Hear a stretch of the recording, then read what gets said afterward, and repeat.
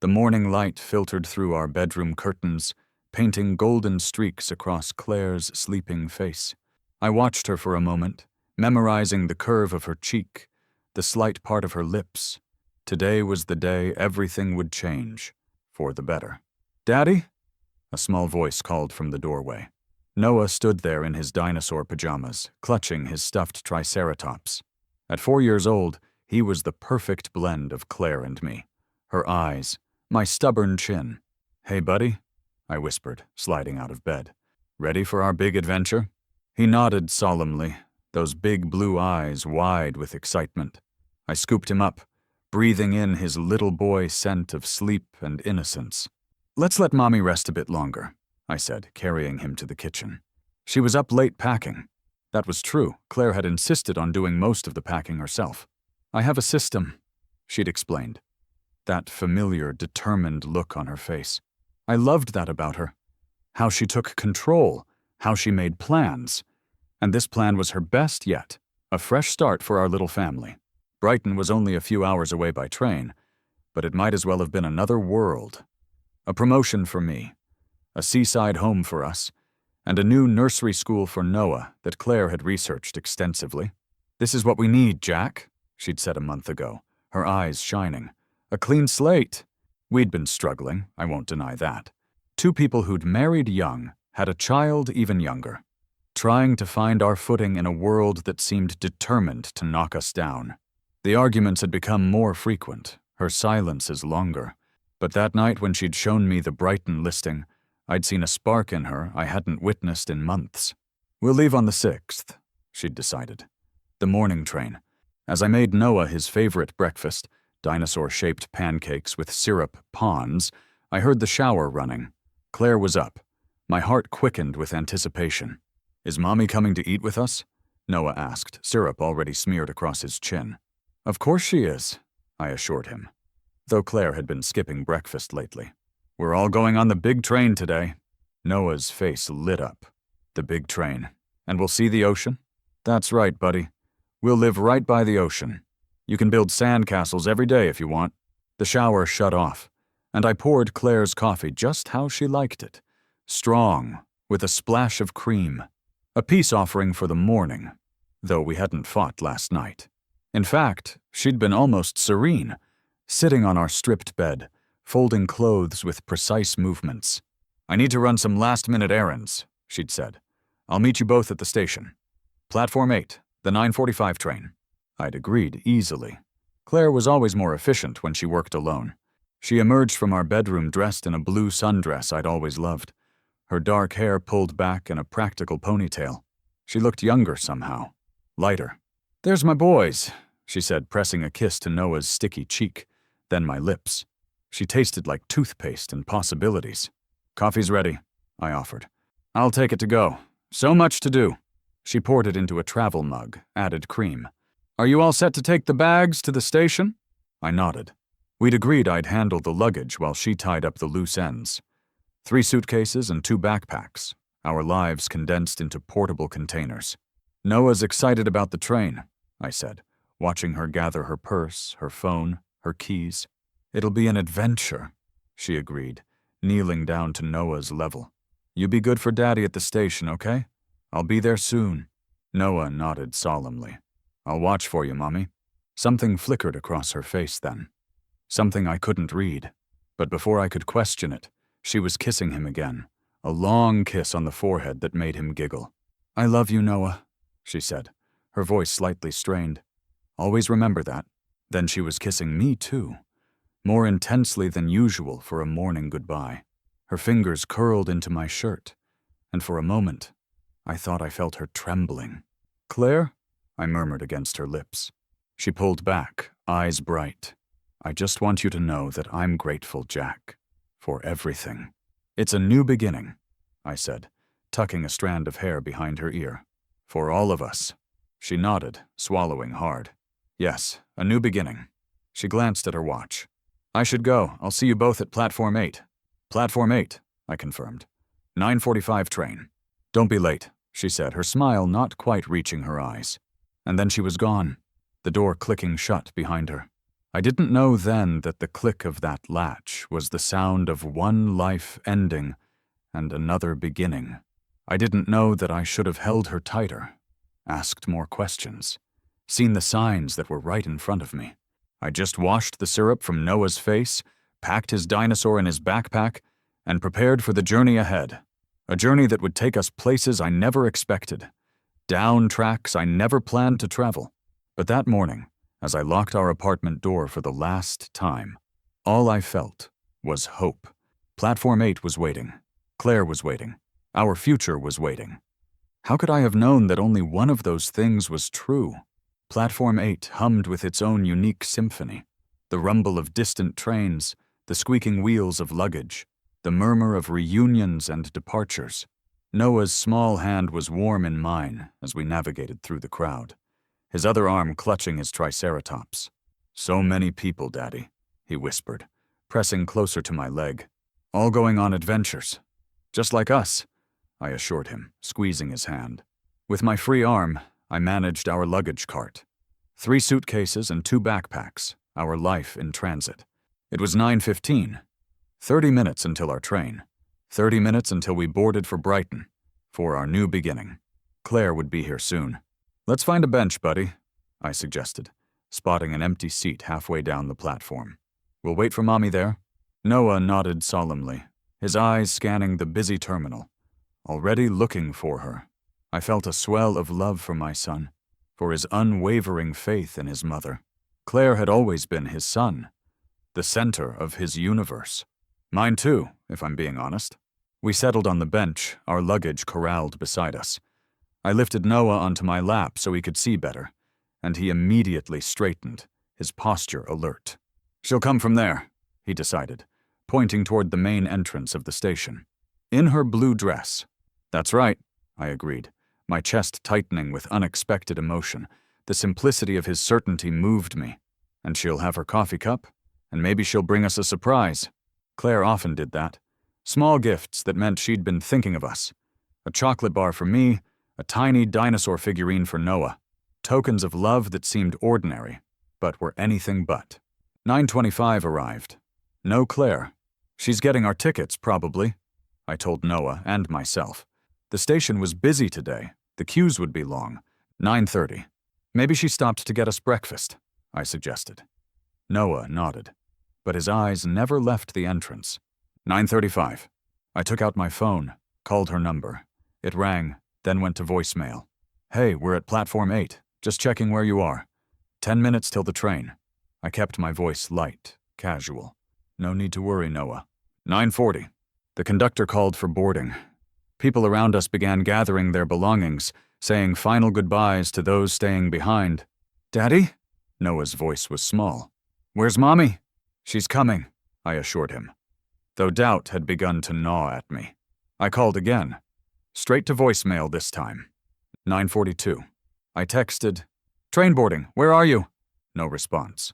"Sir," the conductor approached, eyeing our luggage. "Are you boarding the 9:45 to Brighton?" "Yes, we're just waiting for my wife. She should be here any moment." He nodded, sympathetic but firm. "You'll want to board soon. We depart on schedule." 9:44. Noah's hand tightened in mine. "Daddy, we have to wait for Mommy." "We are, buddy." But my stomach was clenching now, a cold feeling spreading through my chest. This wasn't like Claire. She was meticulous, punctual. She wouldn't cut it this close, unless something had happened. The thought hit me like a physical blow. An accident, a mugging. Claire hurt somewhere, trying to reach us. I dialed her number again with trembling fingers. Voicemail immediately. "Final boarding for the 9:45 service to Brighton. Please board immediately." People streamed past us, the platform emptying. Noah's eyes were wide now, fearful. "She's coming, right, Daddy?" I made a decision. "There's another train at 10:30, buddy. We'll take that one instead. Give Mommy a little more time." Relief washed over his face. "Okay, she probably has a big surprise. That's why she's late." "Probably," I agreed, swallowing the lump in my throat. As the 9:45 train pulled away from the platform, I tried to ignore the hollow feeling in my chest. Claire wouldn't miss this train without telling us. She wouldn't. I called her parents. trying to keep the worry from my voice. Jack, aren't you supposed to be on your way to Brighton by now? Her mother sounded surprised. Have you heard from Claire today? I asked instead of answering. No, not since yesterday. Is everything all right? Fine, I lied. Just a little mix-up with the timing. I'll have her call you later. Next, I tried her friend Megan. No answer. Then her workplace. On the off chance she'd gone to tie up loose ends. Miss Harlow? No, she completed her exit interview yesterday. Her supervisor informed me. Seemed quite emotional about the move, actually. I thanked him and hung up, my mind racing. Emotional about the move. What did that mean? 10 o'clock came and went, no sign of Claire. I'm hungry, Noah announced, his initial patience wearing thin. Me too, buddy. Let's find something to eat while we wait. I needed to keep things normal for him. Children sensed fear, and right now I was trying desperately not to panic. We found a small cafe near the platform. Noah picked at a chocolate muffin while I gulped down bitter coffee, checking my phone every 30 seconds. 10:15. I called her again. Voicemail. Claire, we missed the first train. We're taking the 10:30. Please call me. I'm worried. 10:25. Time to return to the platform. Still no word. As we settled back on our bench, Noah looked up at me, crumbs still on his chin.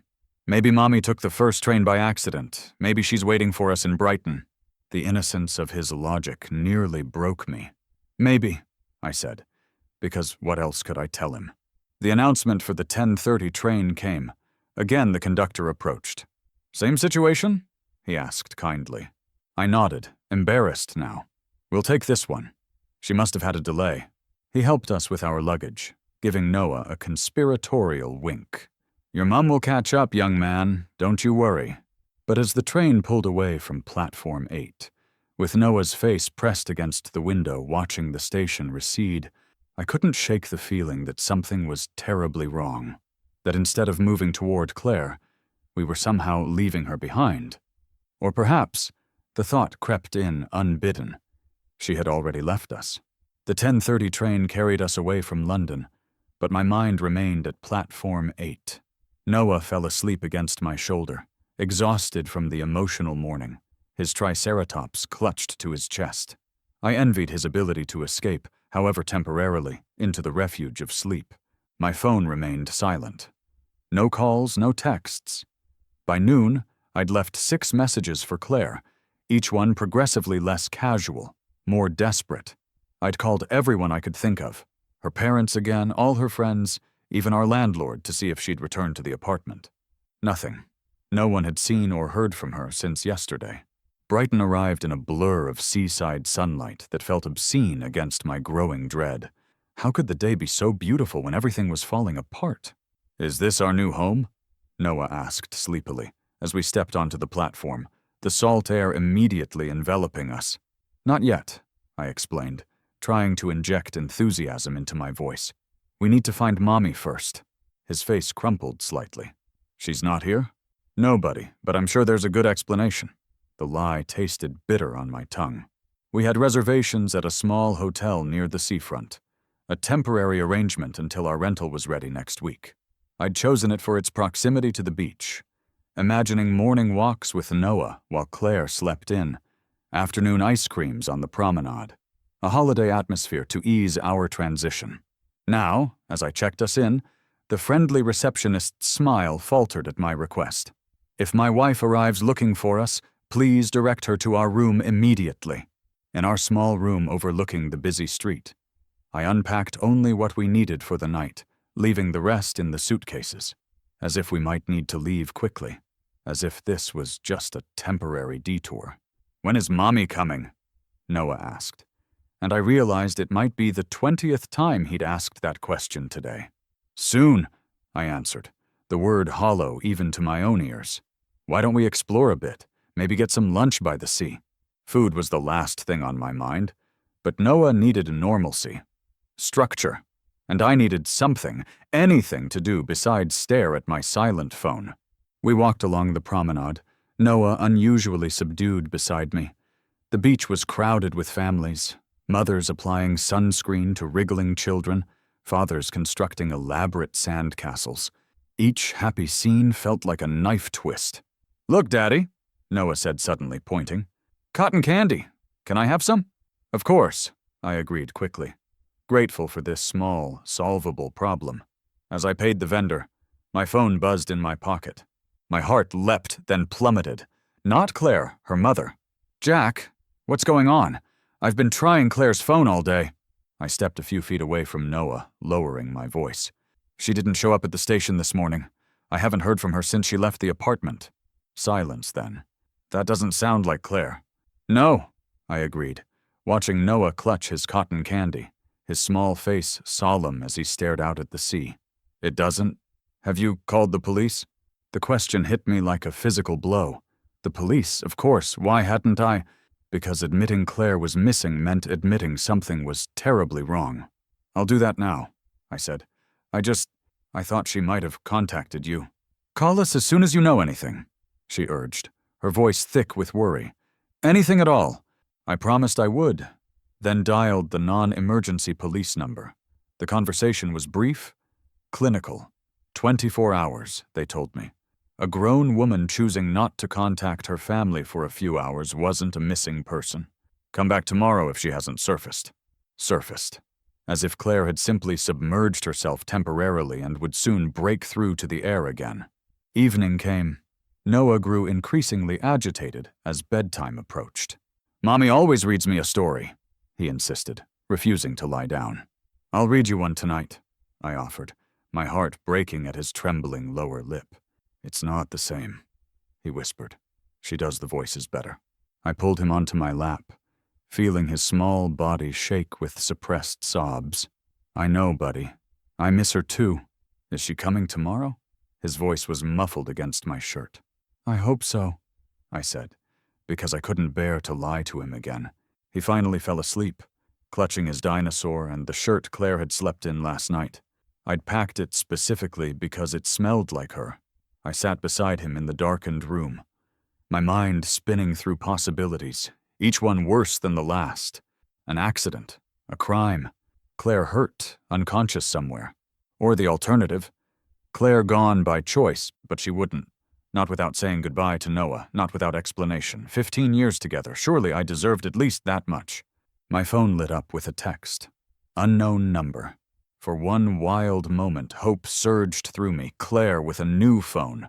Some extraordinary explanation that would make sense of everything. I opened the message with trembling fingers. "Jack, it's Megan. Claire made me promise not to contact you until tonight. She's safe. She's with Tom. I'm so sorry." Tom, her coworker, the one she'd mentioned with increasing frequency over the past 6 months. "Just a friend," she'd said, when I'd finally awkwardly asked. "Just someone who understands the pressures of the job." Understanding, apparently, that had deepened into something else entirely. I felt physically ill, gripping the edge of the bed to steady myself. Claire and Tom. Claire gone, willingly. Claire choosing to leave. But Noah. I texted back quickly. "Where is she? She left Noah with me. No warning, no explanation." 3 dots appeared, disappeared, appeared again. Then, "She said you knew the plan, that you'd agreed to full custody, that Brighton was your fresh start with him." The room seemed to tilt. Full custody? When had we discussed that? We'd been planning Brighton together, a family decision. Claire had researched schools, neighborhoods. She'd chosen the apartment. Another text from Megan. "She's turned off her phone. They flew to Barcelona this morning. She said she left you a letter explaining everything." A letter. I tore through our luggage, emptying clothes onto the hotel floor, searching every pocket, every compartment. Nothing. I looked at Noah, sleeping peacefully now, unaware that his world had just shattered. Claire was gone. Not missing. Gone. The distinction was important. She hadn't been taken from us. She'd left us. Left her son. A chilling thought struck me. What if she tried to come back for him? What if this full custody was a story she'd told Megan, and she intended to take Noah later? I called the police again, this time with new urgency. But their response was bureaucratic, maddeningly calm. "It sounds like a domestic matter, sir. If there's no formal custody arrangement and both of you are legal parents, there's not much we can do." "But she abandoned him," I insisted, my voice rising despite my efforts to stay quiet. She abandoned our son at a train station. Did she leave him alone, sir? No, he was with me, but then she left him in the care of his father. That's not abandonment in a legal sense. You should consult a family solicitor. I hung up, rage and despair churning inside me. Through the window, the Brighton seafront twinkled with lights, tourists still strolling despite the late hour. Our new beginning looked nothing like I'd imagined. Noah stirred in his sleep, murmuring something that might have been Mommy. I gently stroked his hair until he settled again. It's just us now, buddy, I whispered, a promise and a prayer. But we're going to be okay. I didn't know if that was true.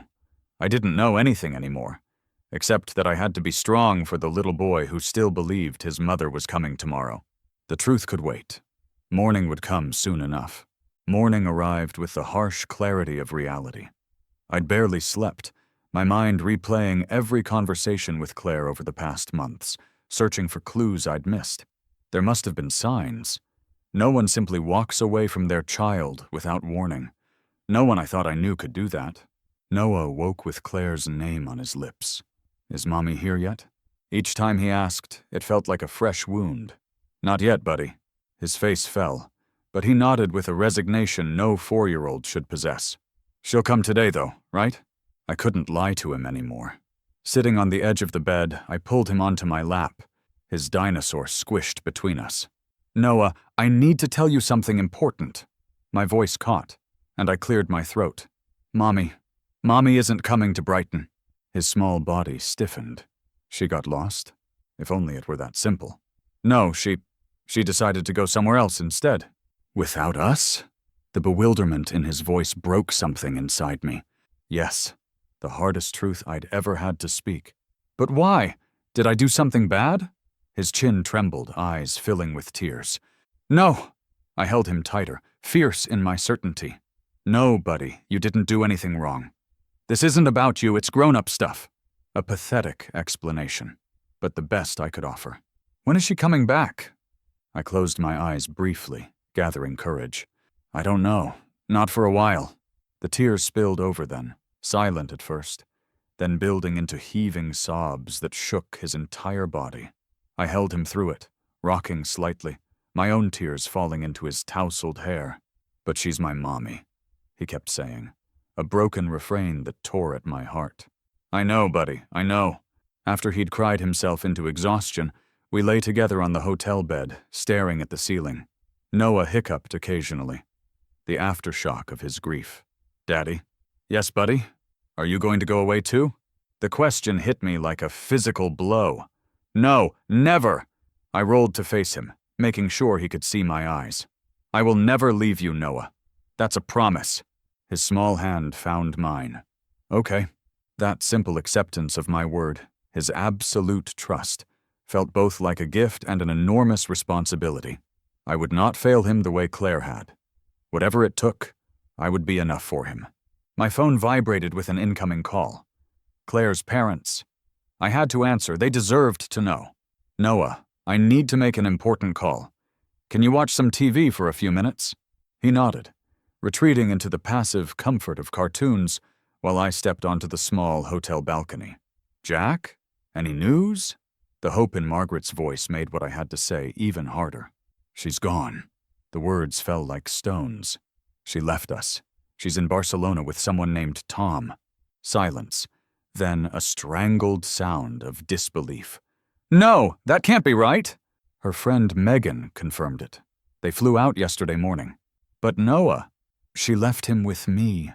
According to Megan, she told people we'd agreed to this arrangement, that I would have full custody.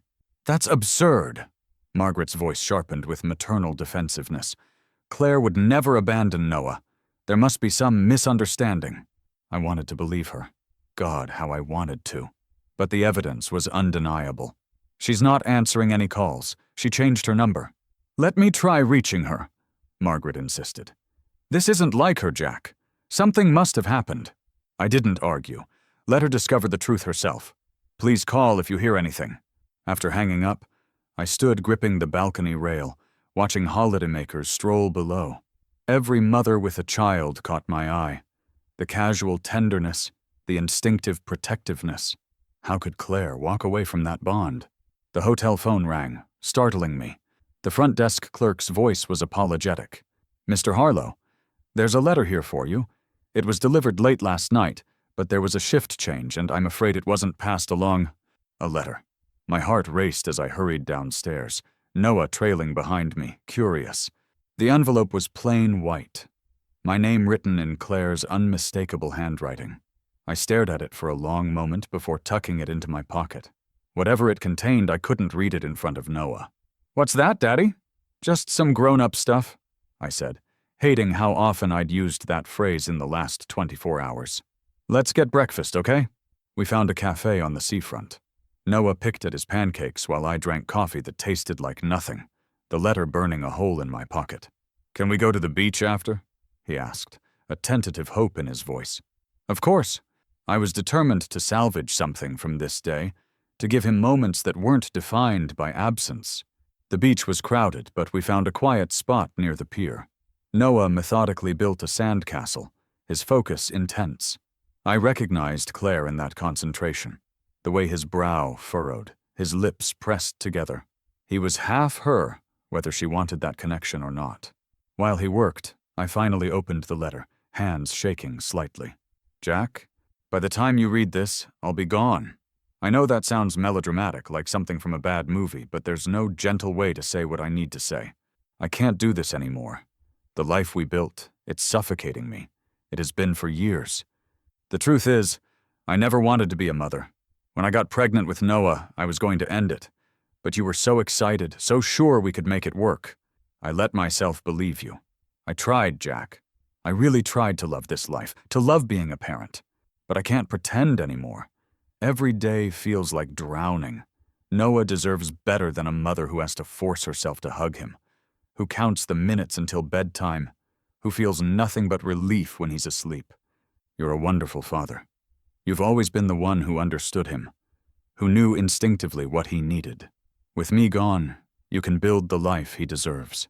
A life without tension, without the coldness I can't seem to keep from seeping through. I've accepted a position in Barcelona. Tom will be joining me. Yes, we've been seeing each other. I'm sorry for the deception, but I'm not sorry for finding someone who wants the same kind of life I do. The Brighton move was always for you and Noah. The seaside, the fresh start, it's what you both need. I've signed papers relinquishing my parental rights. My solicitor will contact you. Don't try to find me. Don't let Noah grow up thinking he needs to search for someone who couldn't love him the way he deserves. Tell him whatever story makes it easier. I've withdrawn my half of our savings. Consider it a clean break. The rest is yours to start over. I'm sorry for the pain this will cause, but continuing the lie would only hurt him more in the long run.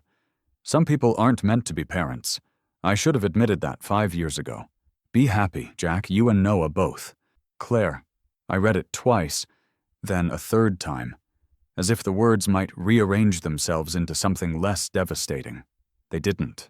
Claire had never wanted Noah. Every bedtime story, every kiss, every school meeting. She'd been acting a part, going through motions that felt empty to her. A sound drew my attention. Noah laughing as a wave lapped at his feet, destroying part of his sandcastle. The pure joy on his face, even in the midst of loss, felt like both miracle and accusation. How could anyone not want this? How could his own mother not see what I saw? I carefully folded the letter and placed it back in the envelope. Noah didn't need to know these truths. Not now. Maybe not ever. "Daddy, come see," he called, waving me over to his creation.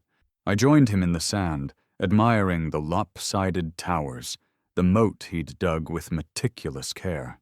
"It's for you and me," he explained, pointing to 2 shells placed atop the highest tower. "I didn't make one for Mommy because she's not here." The simple logic of a child trying to make sense of his world. "It's perfect, buddy. Can we live here instead of a house?" he asked, only half joking. I smiled, ruffling his hair. "It might get cold at night, but we'll find a good home, I promise." As he returned to his building, I pulled out my phone and deleted Claire's number. Then I called my boss back in London. "Jack, I thought you'd be settling in by now." "Change of plans," I said, watching Noah. Claire's not with us anymore. It's just me and Noah now. A surprised pause. I'm sorry to hear that. Do you need more time before starting? No, I said firmly. We need routine normalcy. I'll be ready Monday as planned. If you're sure. I am, and I was. The numbness was receding, replaced by a fierce determination. We would build a life here, Noah and I.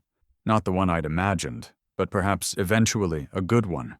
Later, as we walked back to the hotel, Noah's small hand in mine, he looked up at me with those eyes so like Claire's. Daddy, is Mommy ever coming back? The truth hovered on my lips. The cold reality of abandonment, the finality of Claire's decision. But looking at his face, still puffy from earlier tears, I couldn't bear to extinguish the last flicker of hope. I don't know, buddy, I said instead. But I know that I'm here, and I'm not going anywhere. It wasn't enough, it wasn't fair. But for now, it was all I had to offer. My presence, my permanence, the broken pieces of our family, held together by love that would have to be enough for 2 parents instead of 1. A week passed in our strange new life. We moved from the hotel to the apartment Clare had chosen, a light-filled space with views of the sea, its beauty now a cruel irony. Every corner held the ghost of plans we'd made together, conversations about furniture arrangements and morning routines that had been, for her, elaborate fictions. Noah asked for her less often now, a development that brought equal measures of relief and heartache. Children adapt, the pediatrician had told me during a hastily arranged consultation. They're resilient, but even resilience leaves scars. I'd started work at the Brighton office earlier than planned. My new colleagues were politely curious about my single father status, but respectful enough not to pry. I offered no explanations, and they asked for none. Noah attended the nursery school Claire had researched so thoroughly. The irony wasn't lost on me. Even in planning her escape, she'd ensured he'd have somewhere good to go.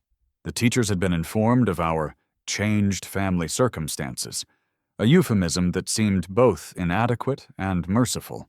Mr. Harlow, the nursery director, caught me at pickup one afternoon. Could we have a quick word? My heart immediately clenched with worry. Is Noah all right? He's fine, she assured me. He's waiting in the reading corner. I just wanted to check in. She led me to a small office, its walls covered with children's artwork. Noah drew this today. She handed me a paper covered in crayon marks. It took me a moment to decipher the image. A crude house, a small figure, and a larger one. No third figure. He told the other children his mother went to live in the sky, she said gently. When Mrs. Peterson asked what he meant, he said, "You told him Mommy wasn't coming back." I closed my eyes briefly. I hadn't told him that, not explicitly, but children hear what we don't say as clearly as what we do. His mother left us, I said, the words still strange on my tongue. She's not deceased, if that's what the sky reference suggested. She's just gone. The director nodded, compassion in her eyes. Children process loss in their own ways. The sky might be easier for him to understand than abandonment. That word, so harsh, so final. I flinched. We have resources for single parents, she continued, and a child psychologist who consults with us.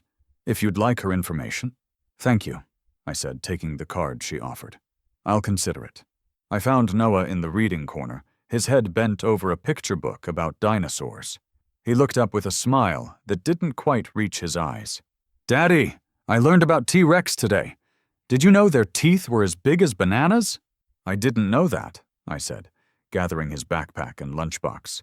That's pretty impressive. As we walked home along the seafront, Noah's small hand in mine, I wondered if I should ask about his drawing, about his mother in the sky. But something held me back. Fear, perhaps, that addressing it would make Claire's absence more real for him. Daddy, can we get ice cream? Noah asked, pointing to a vendor near the pier. Sure, buddy. These small indulgences had become our routine, tiny pleasures to fill the void where family dinners and bedtime stories with both parents should have been. With chocolate smeared across his chin, Noah looked almost normal, just a kid enjoying a treat on a sunny afternoon. But I caught the way his eyes followed other children with their mothers. the slight hesitation when a woman with Claire's build walked past. That night, after Noah was asleep, I called the psychologist from the card. Dr. Helen Morris listened patiently as I explained our situation. The abandonment at the train station, Claire's letter, Noah's drawing. Children often use metaphors to make sense of painful realities, she explained. The sky is distant but still visible, like a parent who exists but isn't present. How do I help him? I asked, the question that consumed my waking thoughts. Be honest, but age-appropriate. Consistency is crucial now. He needs to know that while one parent left, the other is absolutely reliable. And when he asks why she left? Her pause was telling. That's trickier. At 4, he won't understand adult disillusionment or parental regret. The important message is that her leaving wasn't his fault. It wasn't, I said fiercely. It had nothing to do with him. But we both knew that wasn't entirely true. Claire hadn't wanted to be a mother, hadn't wanted Noah specifically. How could that not be about him? Would you both come in next week? Dr. Morris asked. I'd like to meet Noah. I agreed, though the prospect of exposing our wounds to a stranger terrified me. But I would walk through fire for Noah. This was just another kind of burning. 2 days later, I received a text from a new number. How is he? I knew immediately. Claire. My hands shook with sudden rage. After 2 weeks of silence, this was all she offered? 3 words without even the courage to identify herself? I almost deleted it without responding. But something made me type, "You don't get to ask that." Her reply came quickly. I know, I'm sorry. I just need to know he's okay. He thinks you've gone to live in the sky. I wrote back. He drew a picture of our family with just 2 people. So no, Claire, he's not okay. Minutes passed. Then, I never meant to hurt him. The hypocrisy stunned me. What did you think would happen when you abandoned your child at a train station? I left him with you, she countered. The parent who actually wanted him. The words were like a slap. Because they were true, weren't they? She'd left him with the parent who wanted him. The parent who loved him without reservation or regret. Don't contact me again, I typed. If you want information about Noah, go through your solicitor. I blocked the number before she could respond. Then I sat on our small balcony, staring at the night sea, letting the waves absorb my silent rage until it dissipated into something closer to grief. Claire had never wanted Noah. I'd spent years interpreting her distance as fatigue, her detachment as depression. I'd made excuses, filled in the emotional blanks with my own projections. Had our entire family life been built on such misconceptions? A small sound from Noah's room pulled me from these dark thoughts. I found him sitting up in bed, tears streaming down his face. Buddy, what's wrong? I sat beside him, pulling him close. I had a bad dream, he hiccuped. Mommy was on the train and it went into the sky, and I couldn't go with her. My heart splintered. It was just a dream, I whispered against his hair. You're safe here with me. But I want to go where Mommy is, he said, his voice small and lost. I held him tighter, searching for words that wouldn't deepen his confusion or pain. Mommy needed to go somewhere by herself, I said finally. But that doesn't mean she doesn't love you. The lie tasted bitter. But what was the alternative? To tell a 4-year-old that his mother had never wanted him? That every bedtime story had been an act of obligation rather than love? Will she come back for my birthday? Noah asked, hope piercing through his tears. His birthday, just 3 weeks away. A milestone Claire would miss, the first of many. I don't think so, buddy, I said gently. But we'll have a great celebration. Just you and me and maybe some friends from school. How does that sound? He nodded, not entirely convinced, but too tired to protest. I stayed until he fell asleep again, his small hand clutching mine even in slumber. Later, I found myself scrolling through photos on my phone. Our life in London, captured in casual moments. Claire holding Noah as a baby, her smile tight but present. Claire at his 3rd birthday, helping him blow out candles. Claire at the park, watching from a bench while I pushed Noah on the swings. Had she been planning her escape even then? How long had she been looking for her exit route? Claire's mother called the next day. Her voice was strained, defensive. We spoke to Claire. And? I couldn't keep the bitterness from my voice. Jack, she's not well. She started therapy in Barcelona. She says she's suffered from postpartum depression since Noah was born. She just never got help. Depression doesn't make you abandon your child without warning, I countered. It doesn't make you fly to another country with another man. I'm not defending what she did, Margaret said, though she clearly was. I'm just saying there are factors you might not understand. Did she tell you she signed away her parental rights? That she never wanted to be a mother in the first place? Margaret's sharp intake of breath told me Claire had omitted these details. She wouldn't do that. She already has. I softened my tone, aware that Margaret was losing a daughter just as Noah had lost a mother. The papers arrived yesterday from her solicitor. Silence stretched between us. Then, what can we do? We still want to be in Noah's life. He's our grandson. The request blindsided me. In my anger at Claire, I hadn't considered her parents' place in this fractured landscape. They weren't responsible for their daughter's choices. Of course, I said. Noah needs all the love he can get right now. We could come visit, for his birthday perhaps. He'd like that, and he would. Despite everything, maintaining some connection to Claire's family might help Noah feel less abandoned. After hanging up, I found myself thinking about Claire's alleged depression. Had I missed signs? Been so wrapped up in my own love for Noah that I'd ignored her struggles? No. I refused to accept full blame for her choices. If she'd been suffering, she could have spoken up, sought help, made changes that didn't involve destroying our family. The days fell into a new rhythm. Work, nursery, home, bedtime routines now performed solo. Noah had fewer nightmares, asked for Claire less frequently. Progress, according to Dr. Morris. He's adjusting, she told me after our third session. Children are remarkably adaptable, especially when they have one secure attachment figure. But the abandonment, won't it affect him long-term? She considered carefully. It's a significant adverse childhood experience, yes. But traumatic events don't have to be destiny, Mr. Harlow. With consistent support and open communication, children can develop remarkable resilience. I clung to this hope as we approached Noah's birthday. Claire's parents arrived from London, bearing gifts and forced cheer. Noah was delighted to see them, though he asked innocently, "Did Mommy come too?" Margaret's face crumpled before she recovered. "No, sweetheart, but she sent this." She handed him a small package wrapped in dinosaur paper. I hadn't been consulted about this, but I bit back my objection. Noah tore open the gift to find a silver-framed photo of Claire holding him as a baby, and a stuffed triceratops nearly identical to his beloved, now tattered one. "Look, Daddy, Trixie has a brother!" "That's great, buddy." I managed to smile while meeting Margaret's eyes over his head. We would need to talk about boundaries, about gifts and messages from the mother who had chosen to leave. The birthday party itself was small but cheerful. 3 children from nursery, their parents standing awkwardly around our living room, aware of but not mentioning the missing mother. Noah blew out his candles with ferocious concentration, then looked up at me with Claire's eyes. "I wished for a really good wish, Daddy," he said mysteriously. I didn't ask what it was.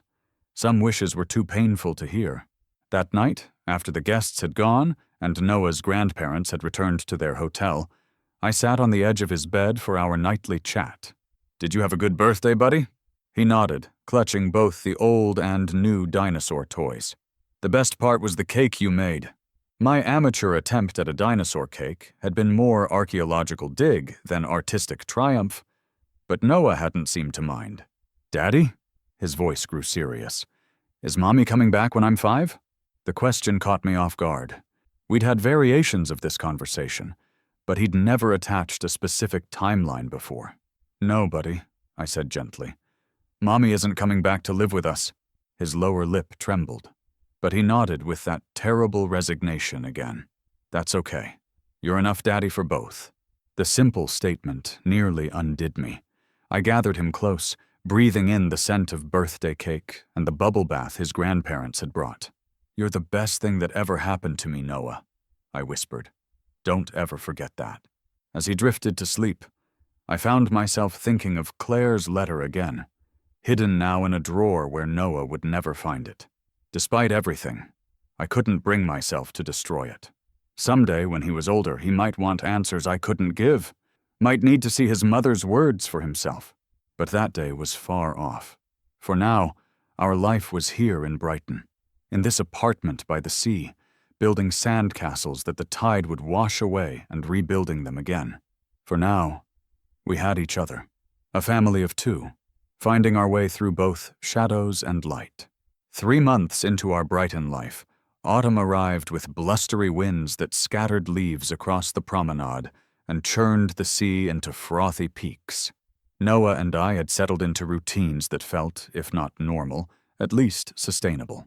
He attended nursery full-time now while I worked, and we spent our weekends exploring the coast, collecting shells, and visiting the aquarium that had become his favorite place.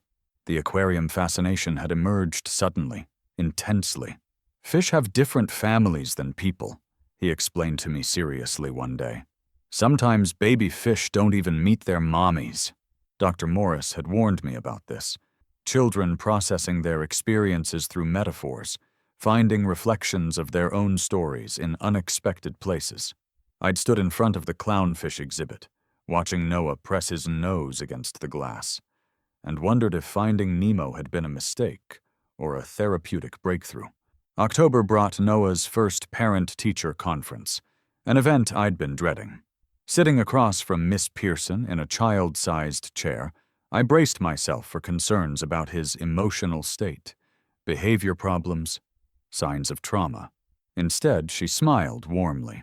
Noah's doing remarkably well, Mr. Harlow. He's made several friends, participates enthusiastically in group activities, and his cognitive development is right on track. No issues with adjustment? I asked cautiously. She hesitated. He does mention his mother occasionally, usually in the context of her being far away, and he's drawn a few pictures of trains. She showed me a folder of Noah's artwork. Among the typical dinosaurs and houses was indeed a crude blue train with a tiny figure standing beside it. My throat tightened. He still processes things through his drawings. That's perfectly normal, she assured me.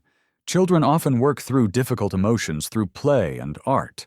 What's encouraging is that he's not withdrawing or acting out.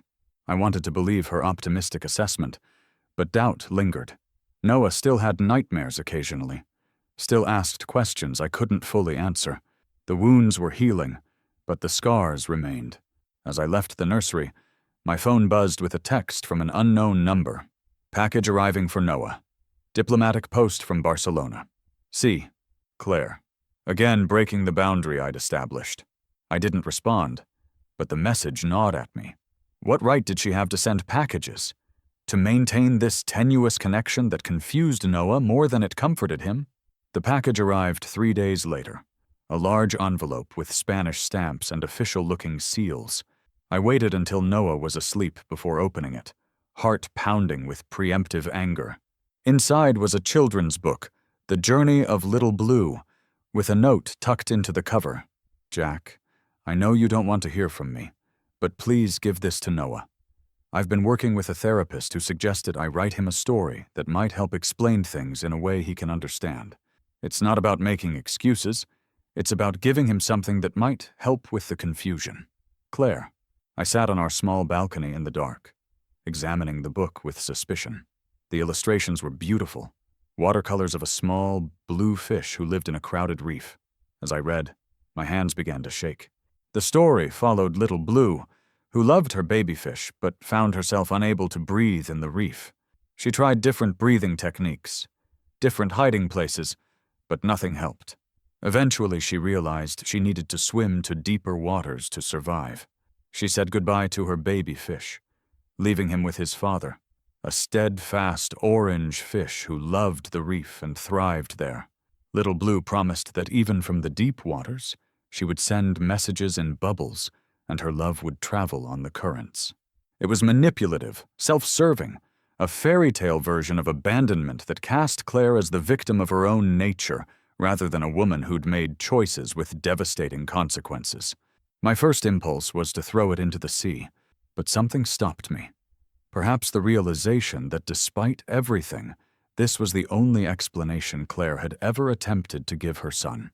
Warped and inadequate as it was, it contained a fragment of truth.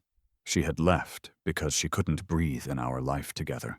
I placed the book on my nightstand, still undecided. In the morning, Noah found it immediately, drawn to the colorful fish on the cover. "What's this, Daddy? A new book?" I hesitated, then decided on honesty. "Your mother sent it for you. She wrote it herself." His eyes widened. "Mommy made this? For me?" He clutched it to his chest, a gesture that both warmed and broke my heart. "Would you like me to read it to you?" He nodded eagerly, already climbing onto my lap. As I read, his small body grew still, absorbing every word. When we reached the end, where Little Blue sent messages from the deep water, he traced the bubbles rising to the surface. "Is Mommy in the deep water?" he asked, connecting the metaphor with startling clarity. "Something like that," I said carefully. "She's far away, in a place called Barcelona." "Does she send bubbles?" The question pierced me. What could I say? That her bubbles were sporadic texts to me, gifts sent without warning, a story that explained nothing while pretending to explain everything. "The book is like a bubble," I said finally. "A message from her to you." He seemed satisfied with this answer, asking to read the book again that night and the next. I complied, watching for signs of confusion or distress, but he appeared to find comfort in the simple narrative, the predictable ending. Dr. Morris was more skeptical when I showed her the book during our next session. "It's not uncommon for absent parents to create narratives that alleviate their own guilt," she observed, flipping through the pages. "The metaphor isn't terrible. It acknowledges the permanence of the situation while offering some explanation. But it centers the mother's experience rather than the child's. Should I stop reading it to him?" She considered the question. "No. He finds it comforting, and it gives him a framework to understand a complex situation. But I'd supplement it with other stories about different kinds of families, different kinds of love. Show him that his story is just one of many." I followed her advice, filling our small apartment with books about single-parent families, adoptive families, grandparent families. Noah absorbed them all, occasionally making connections that surprised me with their insight. "This daddy only has one little girl, like you only have one little boy," he observed about one story. "But they're still a real family." "That's right," I agreed, grateful for his resilience, his ability to find patterns that comforted rather than confused. Weeks passed without further contact from Clare. Noah's nightmares grew less frequent, his questions about his mother more abstract, philosophical rather than personal, progress of a sort. Then, in late November, another text. "I'll be in London for work first week of December. Would like to see Noah if possible." The request hit me like a physical blow. See Noah? After 4 months of absence, did she think she could simply reappear in his life, disrupt the delicate balance we'd achieved? I called Dr. Morris before responding, seeking professional guidance for a situation that felt beyond my emotional capacity to navigate. "This is ultimately your decision," she said after listening to my concerns. "There's no right answer. Some children benefit from maintaining connection with an absent parent, even if it's intermittent. Others find it confusing and destabilizing. How do I know which kind Noah is?" She sighed. "You don't until you try. But if you do allow a visit, I'd recommend making it brief in a neutral location with clear boundaries communicated in advance." I hung up more uncertain than before. That night I watched Noah sleeping peacefully, his triceratops, both the original and Clare's gift, clutched in either arm. Would seeing his mother heal something in him? Or reopen wounds that had begun to close? In the end, my decision came not from clinical advice, but from a simple truth. Despite everything, Clare was Noah's mother. He had her eyes, her determined chin, her focus when building with blocks. I couldn't erase that biological connection, couldn't pretend she had never existed. 1 hour, I texted back. "At the park near our old apartment. I'll be present the entire time." Her response was immediate. "Thank you, Jack. I understand your conditions and accept them." The days leading up to the visit were tense. I hadn't told Noah yet, afraid of building expectations that might be crushed if Claire changed her mind. But 3 days before, I sat him down for a difficult conversation. "Noah, remember how we've talked about Mommy living far away?" He nodded, suddenly alert. "She's coming to London for a short visit, and she'd like to see you." His eyes widened. "Like in the book? The bubbles came up." "Something like that," I said, choosing my words carefully. "We would meet her at the park for a little while. Would you like that?" He considered the question with surprising seriousness for a 4-year-old. "Would she come home with us after?" "No, buddy. She would go back to her new home. This is just a short visit." He frowned, processing this information.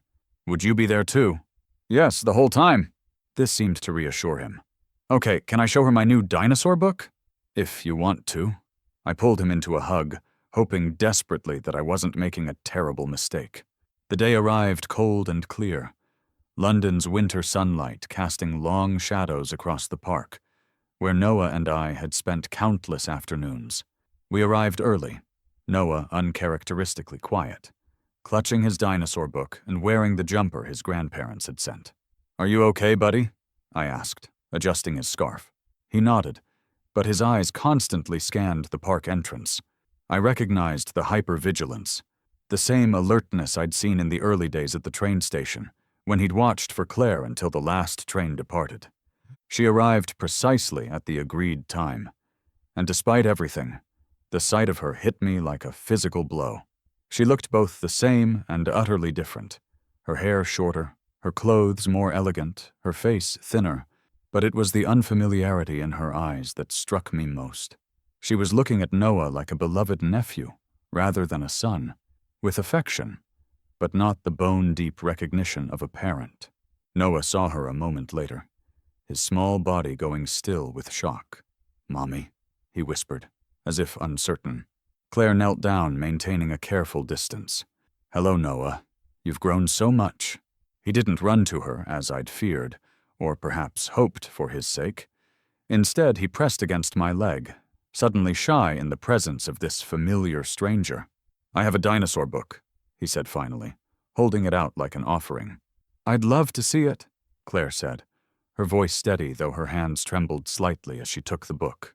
They settled on a bench, Noah gradually relaxing as Claire asked questions about his drawings, his nursery school, his favorite dinosaurs. I stood a few feet away, close enough to intervene if needed, but giving them space for this strange reunion. Watching them together was surreal. The physical resemblance unmistakable, but the emotional connection fragile, tentative. Claire was trying, I could see that. She listened intently, responded appropriately, but there was a constraint in her movements, a carefulness that spoke of effort rather than instinct.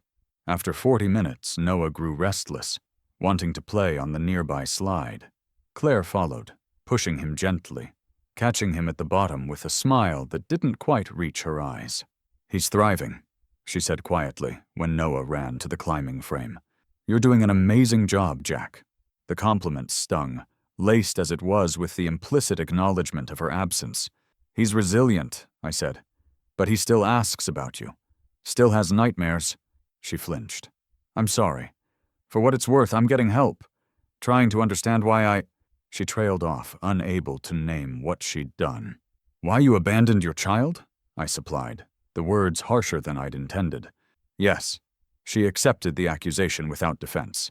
"The therapist thinks it's related to my own childhood, to patterns I didn't recognize. It doesn't excuse anything, but—" "No," I agreed, "it doesn't." Noah returned then, breathless from playing. "Daddy, can I have a snack?" "Sure, buddy." I handed him the apple slices I'd packed, watching as he offered one to Claire with the unconscious generosity of children. She took it, blinking rapidly. "Thank you, Noah." As our hour drew to a close, I sensed Noah's growing awareness that the visit was ending. He became clingy, showing Claire the same drawing multiple times, asking increasingly abstract questions. "Do fish sleep?" he asked, referencing the book she'd sent.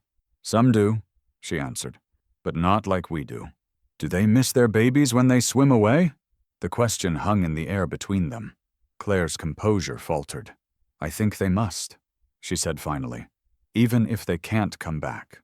Noah nodded, accepting this answer with the wisdom of children who often understand more than we credit them for. "I have to go to my new home now," he told her matter-of-factly. "But Daddy says we can come to London sometimes." "I'd like that," Claire said, though we both knew the chances of another meeting were slim. The goodbye was awkward, stilted. Claire knelt again, arms slightly open, letting Noah decide. He hesitated, then gave her a quick hug before retreating back to my side. "Be good for your daddy," she said, her voice steady though her eyes were wet. "And enjoy the seaside. Build big sandcastles." "I will," he promised. "Bye to Mommy." As we walked away, Noah's hand firmly in mine, I waited for the questions, the tears, the confusion, but he was oddly calm, contemplative. "Is Mommy going back to the deep water now?" he asked as we boarded our train to Brighton. "Yes," I said, grateful for the metaphor that seemed to help him make sense of the inexplicable. "She is." He nodded, looking out the window as London receded behind us. "I'm glad we live in the reef," he said finally. "I like it better there." I pulled him close, throat tight with emotion. "Me too, buddy. Me too." That night, after Noah was asleep, I received a final text from Claire. "Thank you for today. He's wonderful, Jack. I've signed the last of the custody papers. My solicitor will send them next week. This is best for everyone, especially Noah. He has the parent he needs." I didn't respond. There was nothing left to say. As the train had carried us back to Brighton, to our small apartment by the sea, I'd realized that we had finally, truly moved forward. The waiting was over. Claire wasn't coming back, and somehow, against all odds, we were going to be okay. 1 year to the day after Claire left us at the train station, Noah and I stood on Platform 8 again. It hadn't been a planned pilgrimage. We were genuinely traveling, visiting Claire's parents in London for the weekend, maintaining the connection that seemed important for Noah's sense of continuity. But as we waited for our return train to Brighton, I became acutely aware of the significance. 1 year, 12 months of single parenthood, of rebuilding, of answering impossible questions with inadequate answers.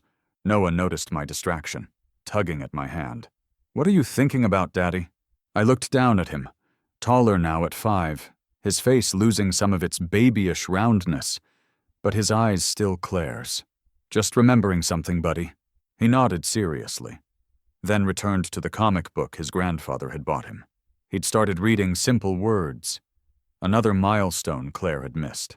The year had brought changes for us both. I'd been promoted at work, allowing us to move to a slightly larger apartment, still near the sea, but with a small garden where Noah could play.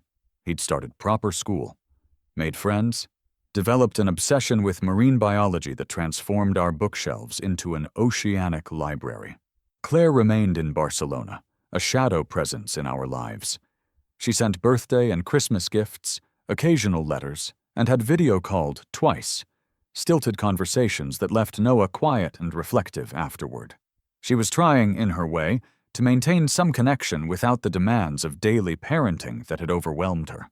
I'd come to accept, if not forgive, her choices. Dr. Morris had helped me understand that Claire's abandonment wasn't a reflection of Noah's worthiness of love, but of her own profound limitations. Some people simply couldn't parent, a harsh reality, but one that explained more than it excused. "Train's late," Noah observed, checking the large station clock with newfound time-telling skills. "Just a few minutes," I assured him. "It happens sometimes." He leaned against me, suddenly thoughtful. "Daddy, do you remember when we waited for Mommy here?" The question caught me off guard. We rarely spoke directly about that day, though its aftermath had shaped our entire year. "Yes," I said carefully. "I remember. We waited a really long time," he continued, "but she didn't come." "That's right." I watched his face, searching for signs of distress, but found only contemplation. "I was scared," he admitted, "but you weren't." The observation surprised me. "I was scared too, buddy. I just tried not to show it." He considered this. "Grown-ups get scared. All the time. We just have more practice hiding it." He nodded, absorbing this information. "I'm not scared anymore," he declared. "Not about Mommy or trains or anything."